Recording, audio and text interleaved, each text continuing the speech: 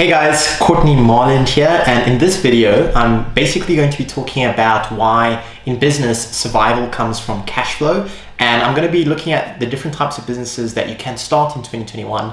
I'm going to be breaking it down for you and also giving you kind of my recommendation on which one I think you should start, but also kind of go over a bunch of the mistakes that I've made, hopefully so that you don't have to. Before I get into that, I just want to say as well, I am looking for feedback in terms of what content to make, and also just trying to help people out. So the first link in the description will be a link to book a call with me. It's 100% free. I don't have a course to sell you. I have nothing to sell you. It's literally just a consultation, and hopefully just if you can give me some feedback on my content and kind of what to make, that's all. So first link in the description.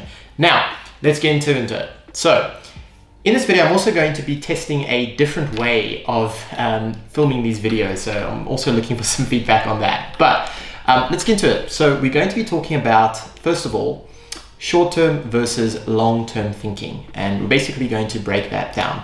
Now, before I kind of show you what all of this means, I also just want to say, majority of these lessons I've learned by making mistakes. And so I'm hoping that you don't have to. So the first thing that I learned is short-term comes before long-term. And again, a lot of what I'm going to show here might seem super obvious. And if you're watching this, it's like, I didn't really learn anything. This is all really obvious. But I made these mistakes. And I know dozens of other people who've made the same mistakes. So it's not as obvious as it might seem. So what does short-term coming before long-term mean? Well, here's the thing. Most people think of this big idea that they're going to change the world. They've got the next Facebook, the next app, the next massive business, and they kind of go all in on that. A lot of people don't even follow a proper feedback loop in terms of iterating through it and breaking down systems of how to develop a new business idea, test it, scale it, all of that, which I'll show you in future videos. But most people just jump straight in, and that's what I did. And again, like I said, through all of this, it's not just me talking, it's me actually doing it. So the way that I kind of had to learn this lesson is basically when I started all of this, the first kind of thing that I did entering entrepreneurship was building apps. And the first app that I built was an app called Study It. Now, I actually went and built quite a few, but this is like the main one. I spent over a year building it. It's not on the App Store anymore. I don't know what website this is, but I just found some website that seems like they just store a bunch of apps. And so this was the app. These are the screenshots. You can see it was made a long time ago by the iPhones that were around back then. And I basically was selling it for $10.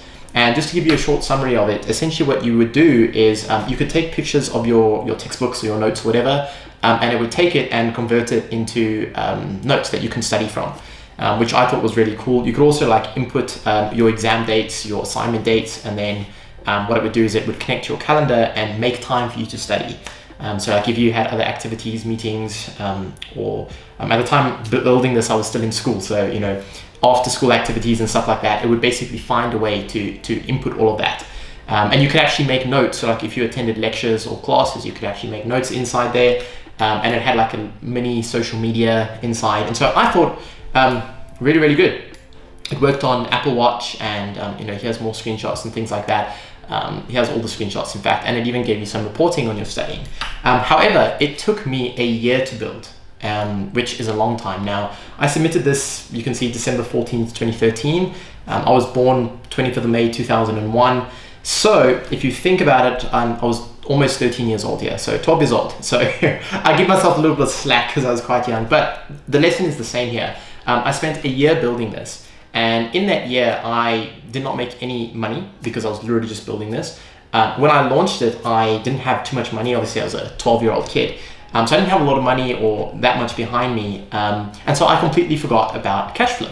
And so when I launched it, I quickly learned, hey, I need to do some marketing or something like that, and of course I had no money to do it. And long story short, the app was a complete failure. No one really downloaded it and stuff. I wanted to show you, I also developed a few other apps, Can Mechanic and Flying Feathers and things like this. So anyways, going back to the video, I made a lot of mistakes where I thought about short-term first. And here's the other things that we need to look at. We need to understand that in business and in consulting or anything, survival is your first priority. If you can't survive, you can't build an amazing product, you cannot help your customers, and you just can't hire a good team, you can't get good marketing, nothing like that will work if you cannot survive.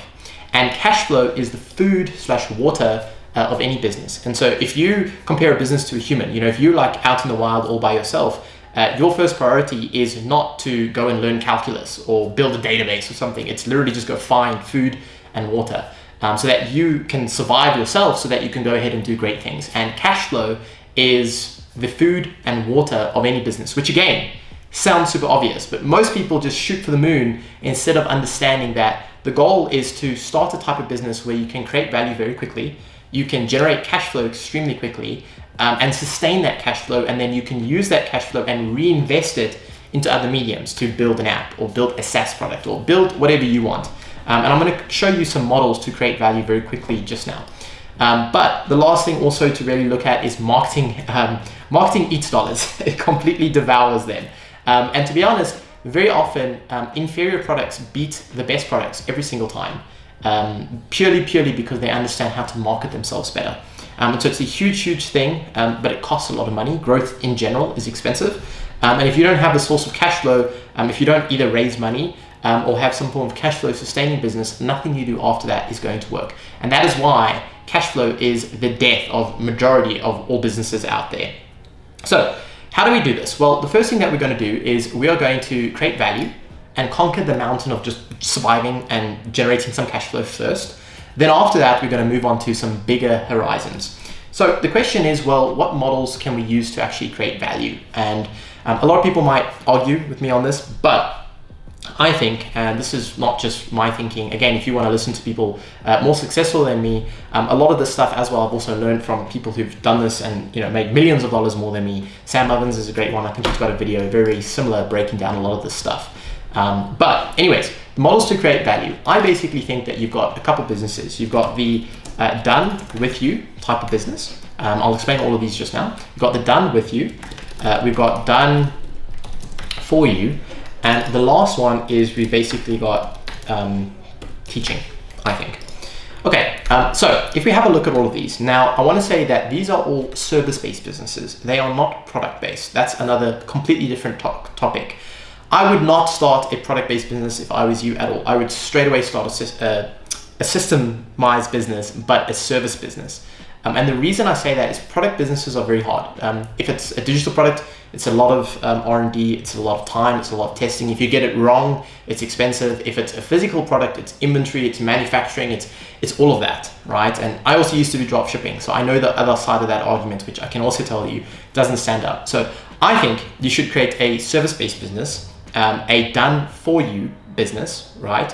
Where you can create value very quickly, you can charge up front, and you can generate cash flow quickly, hire good people, outsource the actual doing of the service, sustain cash flow, and then take that and invest that into what you want, okay? And by the way, that's what we teach people to do at Systems and Profit. So systemsandprofit.com, you can book in a call with us. But let's look at these businesses. So if you were to start a service business, the one that I recommend is this one, the done for you. And this is basically a business where you're providing a service where you're doing something for someone, okay? And so the business that I have that is doing this now is my agency, Centrasyte. And basically it is a combination of a SDA and a SMMA. So SMMA, social media marketing agency, and SDA, software development agency. So we basically run ads for other businesses and build websites and do things like that. And so we are doing things for businesses, and in exchange, they're obviously paying us. Now, because it's a service, we don't have any physical products or anything like that. Of course, our only main expenses are people and time and tools, right? But we don't have a massive warehouse with products and things that we need to kind of get rid of. And so it's easy to start these businesses and scale them, and that's why we teach people to do them. So we've got done for you model. The other one is the done with you. Now, the done with you model is essentially some form of coaching or consulting. And so this is essentially Systems and Profit, where we're basically helping you build business, but we're not building your business for you. We're giving you the tools, the resources, helping you skip a lot of these mistakes that I made, and basically helping you with it. So we are doing it with you. And the third model is just a teaching model. And this is basically just a course. And so a lot of people go ahead and just put out courses and stuff like that, which is fine. I think courses are a good model. From a business standpoint, they scale very quickly.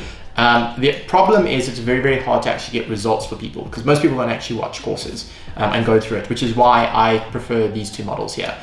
because they have just as much scalability as this, but it's a lot easier to get really, really good results for your customers, which I think is important.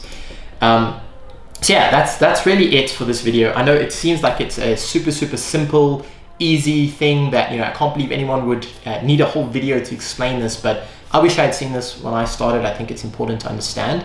But yeah, as I said, this is the first time also recording a video like this, so definitely let me know your thoughts and stuff down below. If you're not subscribed, liked, or anything, do all of that. It really does help get this video to more people. We are posting 2 videos a week at this point. So make sure you are checking out all of that. And as I said, we're offering a free call, so you're welcome to book that in if you want. And I'll see you guys in the next video.